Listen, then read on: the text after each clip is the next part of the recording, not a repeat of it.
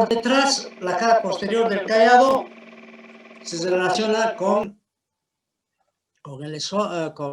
la tráquea y el esófago, ¿no? Con el ángulo traqueoesofágico, principalmente en el lado izquierdo.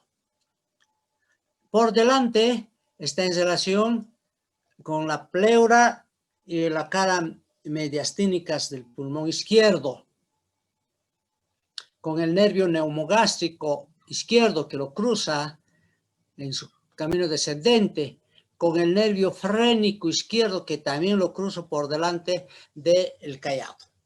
Esto es lo que sucede entonces con el callado de la aorta. Bueno, y sus ramas, ¿no? A partir de la tercera vértebra dorsal y cuarta vértebra dorsal, entonces la aorta se convierte en aorta torácica. Inicialmente está situado en el lado izquierdo de la columna, en el lado izquierdo del esófago, aquí ya estamos viendo el esófago, y luego debajo de la bifurcación, entonces, a la aorta torácica se inclina hacia la línea media para situarse delante de la columna vertebral, ¿no? Entre la columna vertebral que queda por detrás y el esófago que queda por delante. Y de esa manera desciende, ¿no? Hasta el diafragma, atraviesa su orificio, ya sabemos, y se continúa formando la aorta abdominal. En este largo trayecto, a los lados está en relación con las pleuras mediastínicas y cara mediastínica de ambos pulmones que lo cubren, especialmente el lado izquierdo. Vamos a ver alguna forma de... Bueno, y aquí está. Aquí tenemos al callado y a la aorta torácica.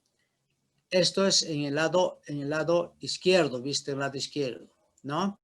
En el callado tenemos al tronco brachiocefálico, a la carótida interna del lado, carótida primitiva del lado izquierdo y la subclavia del lado izquierdo. Y es el plexo periarterial, preaórtico, subaórtico y isotraórtico que ya nosotros conocemos.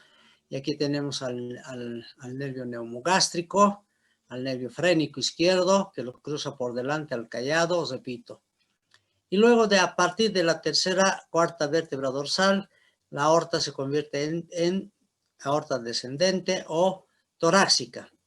Y se encuentra entonces delante de la columna, detrás del esófago, detrás del pericardio y el corazón, ¿no? Pero interpuesto aquí el esófago entre ellos, el esófago.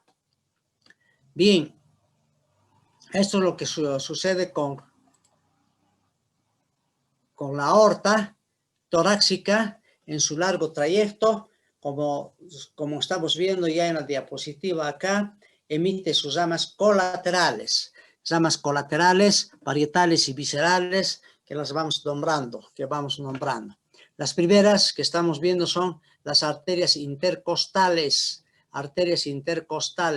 ¿no? Especialmente las 10 últimas intercostales, exceptuando las 2 primeras, las últimas 10 intercostales nacen de la cara posterior de la aorta, ¿no? Y se dirigen a los espacios intercostales. Las arterias intercostales izquierdas son más cortas porque de ahí directamente pasan al espacio intercostal respectivo, mientras que las derechas tienen un trayecto un poco largo, tienen que cruzar la columna transversalmente hasta alcanzar a los espacios intercostales. ¿Qué otras ramas colaterales tiene la aorta torácica? Pues tenemos 5 o 6 ramas que se van hacia adelante para llegar al esófago. Son las arterias esofágicas medias.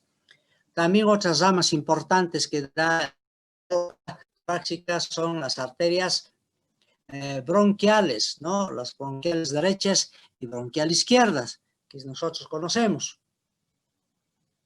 Y también las arterias mediastínicas, que no vamos a olvidar, son 4 o 5 ramas también, llamadas arterias mediastínicas. Bueno, y de esa manera la aorta torácica ha emitido sus ramas colaterales a ese nivel. A nivel del orificio aórtico del diafragma va a emitir las arterias pericardiofrénicas superiores o diafragmáticas superiores, ¿no? Que serían las últimas ramas colaterales.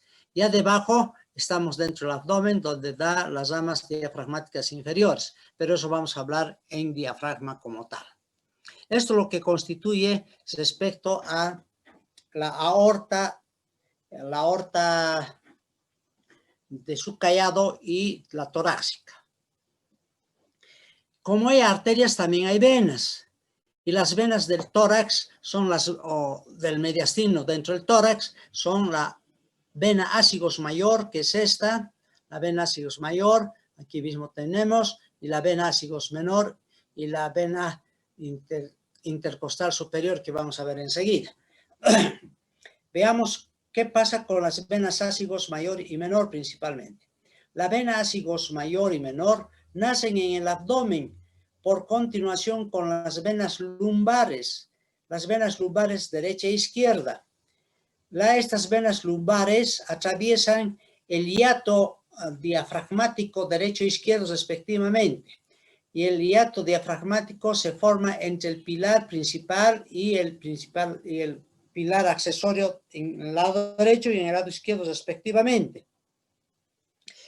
Y estas venas lumbares así ubicadas atraviesan ese hiato y se hacen intratorácicas, convirtiéndose en el lado derecho la vena ásigos mayor, que es esta, y en el lado izquierdo la vena ásigos menor. Aquí está la vena ásigos mayor y la vena ásigos menor, ¿no? Estas son las venas lumbares que nos están dando origen a las venas ásigos. La vena ásigos mayor, que está en el lado derecho, se sitúa delante de la columna vertebral, ¿no? Asciende por la columna vertebral y en el lado derecho tiene al conducto torácico y a la aorta, digo, en el lado izquierdo al conducto torácico y a la aorta, y en el lado derecho al sistema simpático torácico, que son estos ganglios y nervios intercostales. Así, la vena ásigos mayor se dirige en forma ascendente hasta la cuarta vértebra dorsal, como ven aquí, y allí cambia de dirección de lo que estaba delante de la columna en la parte posterior.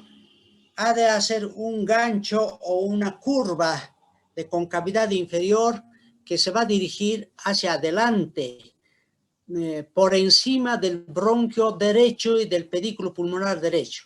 Es el callado de la vena ásigos mayor, que termina desembocando en la vena cava superior. Es la vena cava superior, y aquí está el callado o gancho de la vena ásigos mayor, donde vemos otra.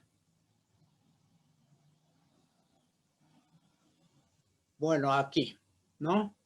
O esta también, pero está mejor acá. La vena ásigos mayor recibe en su largo trayecto a las venas intercostales del lado derecho. Como ven, todas las venas intercostales del lado derecho. Y del lado izquierdo recibe a la vena ásigos menor, que es esta, y a la vena intercostal superior, que es esta otra. Y vamos a ver estas.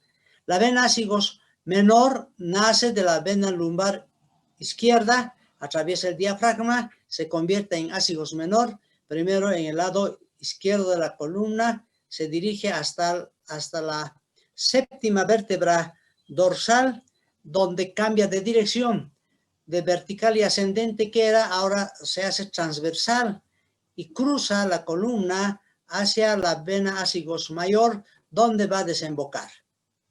Cuando cambia de dirección recibe a la vena intercostal superior, que es esta, que va a recoger la sangre de las intercostales superiores, ¿no? De los espacios intercostales superiores. El resto de las venas intercostales del lado izquierdo corresponden a la vena ásigos menor. Y de esa manera la vena ásigos menor va a recoger la sangre de las 6 últimas intercostales y la vena intercostal superior de las 4 primeras intercostales. Y de esa manera la vena sigos mayor al recibir esta termina en la vena sigos mayor y la vena sigos mayor en la vena cava superior. Entonces así tenemos a las venas del tórax, las venas ásigos mayor y menor. Bien, otro contenido es son los linfáticos y las vías linfáticas que son muy numerosas y aún todavía sin mucha exploración en su descripción. Lo que se conoce es que hay dos grandes vasos colectores de las vías linfáticas del cuerpo. Y esos son precisamente los que se encuentran en el tórax y se llaman, por eso, el conducto torácico, que es este, ¿no? Y la gran vena linfática. El conducto torácico que vemos aquí y la gran vena linfática que vemos en el lado derecho. Ahora, los linfáticos del miembro inferior derecho, izquierdo, linfáticos de la pelvis y los propios linfáticos de la cavidad abdominal, todos se dirigen hacia la primera y segunda vértebras lumbares, donde van a formar una dilatación de estas vías linfáticas, de una dilatación de forma ovoide, como estamos viendo aquí, o que vemos aquí mejor, ¿no? Y que corresponde a la cisterna de Beckett. Es una dilatación llamada cisterna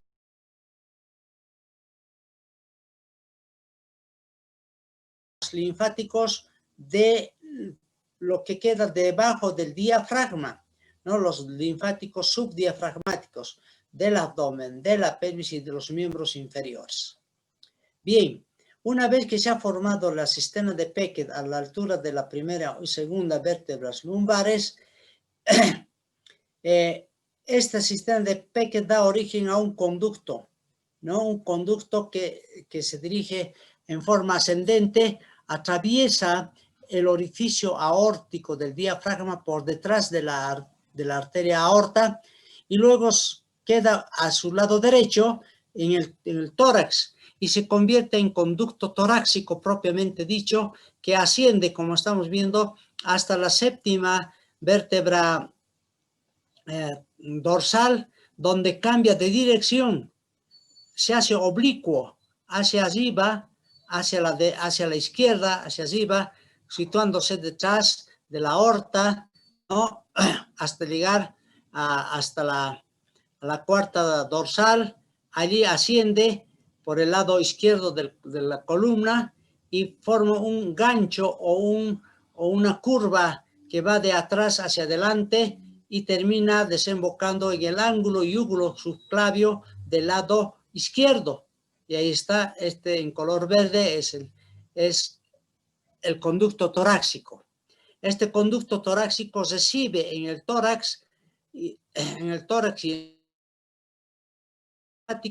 de la mitad izquierda del tórax, del miembro superior izquierdo, del cuello y de la cabeza en su mitad izquierda.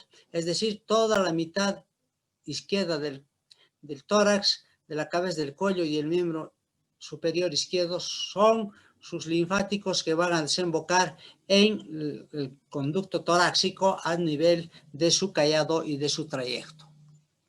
Así ha recogido entonces la linfa, la vía linfática miren, de la mayor parte del cuerpo, ¿no? Debajo de todo del diafragma y de la mitad izquierda del cuerpo. ¿Qué pasa con la mitad derecha que está por encima del diafragma? Vale decir, el hemitórax derecho, la cabeza y el cuello del lado derecho y el miembro superior derecho. Pues esta recibe del conducto linfático derecho o la gran vena linfática derecha, que estos linfáticos van a dar origen, especialmente en el tórax, en las 4 primeras intercostales, ¿no? Formando un vaso colector y que recibe a los linfáticos del miembro superior, del cuello y de la cabeza. Y finalmente la gran vena linfática o conducto linfático derecho va a desembocar en el ángulo yúgulo subclavio. Aquí está, en el ángulo yúgulo subclavio del lado derecho, mientras que el conducto torácico desemboca en el ángulo yúgulo subclavio izquierdo, la gran vena linfática lo hace en el lado derecho. Y de esa manera el sistema linfático ha retornado al sistema circulatorio general, al sistema venoso y a partir de las venas brachiocefálicas a la vena cava y la vena cava a la aurícula derecha, ¿no? Bueno, eso es en lo que respecta al sistema linfático, al conducto torácico y a la gran vena linfática. A los lados, y con esto acabamos la clase, tenemos a los ganglios simpático-torácicos, que corresponden a los espacios intercostales delante de la cabeza de las costillas. Se forman los ganglios simpático-torácicos, que vienen a constituir de la cadena simpático-cervical, primero hacia el cuello y luego simpático-torácico, y terminan luego a nivel del abdomen en los simpáticos abdominales, que son los ganglios semilunares. Eso vamos a ver en abdomen. En el tórax hay una verdadera cadena de ganglios simpático-torácicos, ¿no? Estos ganglios simpático-torácicos reciben a los nervios intercostales, ramas de los mismos intercostales, ramas del simpático, propiamente dicho, del neumogástrico también, y de ahí van a dar sus ramos hacia los intercostales, a los nervios intercostales. Tenemos una cadena simpático-torácica del lado derecho y del simpático-torácico del lado derecho. Y de esa manera hemos hablado del contenido del mediastino. ¿Qué nos quedaría por conocer del mediastino posterior? El esófago y los dos neumogástricos, ¿no? Y hemos dicho, el esófago va a ser motivo de estudio de la clase del día miércoles, porque vamos a hablar ya del aparato digestivo, continuando a la faringe. Ahora hablaremos del esófago y ya nos vamos a introducir a la cavidad abdominal. ¿De acuerdo? Muy bien, jóvenes, esa es la